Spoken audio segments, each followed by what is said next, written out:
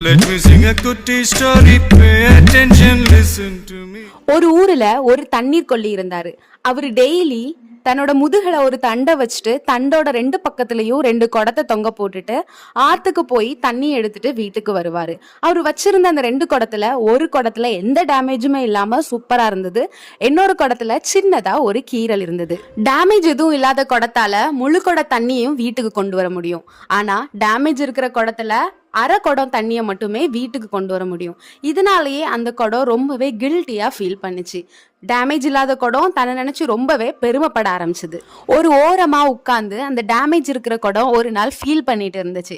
அந்த நேரத்துல வீட்டுக்கு ஒரு பெரியவர் வராரு. அந்த பெரியவர் தண்ணீர் கொல்லிக்கிட்ட, என்னப்பா உன் வீட்டுக்கு வர வழியில ஒரு பக்கம் மட்டும் அழகழகா பூக்கள்லாம் பூத்திருக்கு, என்ன காரணம் அப்படின்னு கேக்குறாரு.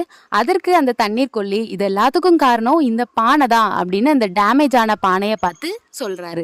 இந்த பானைக்கோ ரொம்ப ஷாக். என்ன, நான் காரணமா அப்படின்னு வியந்து போய் பாக்குது. இந்த பானையில இருக்கிற டேமேஜ் எனக்கு முன்னாடியே தெரியும், அதனாலதான் அந்த பானை இருக்கிற பக்கமா நான் செடிகளை நட்டு வச்சேன். அந்த பானையில இருந்து ஒழுகுற தண்ணி இந்த செடிகள்ல பட்டு இப்போ எவ்வளவு அழகா பூத்து குலுங்குது பாருங்க அப்படின்னு அவரு சொன்னாரு. இதெல்லாம் கேட்ட அந்த பானை, என்னால இவ்வளவு அழகான பூக்கள்லாம் பூத்துதா அப்படின்னு ரொம்பவே சந்தோஷப்படுது. Finally the moral of the story is, இந்த உலகத்துல பிறந்த எல்லாருமே தனித்துவமானவங்க, எல்லாருமே யூனிக்கான பர்சன் தான். நம்ம கிட்ட இருக்கிற குறைய மட்டும் பார்க்காம அந்த குறையில இருந்து மத்தவங்களுக்கு என்னது நல்லது பண்ண முடியும் அப்படின்னு தான் யோசிக்கணும். சோ ஃபைனலி நம்ம கிட்ட இருக்கிற நெகட்டிவா பார்க்காம மத்தவங்களுக்கு எப்படி பாசிட்டிவா கொடுக்கலாம் அப்படிங்கறதையே திங்க் பண்ணுவோம், செயல்படுத்துவோம். தேங்க்யூ.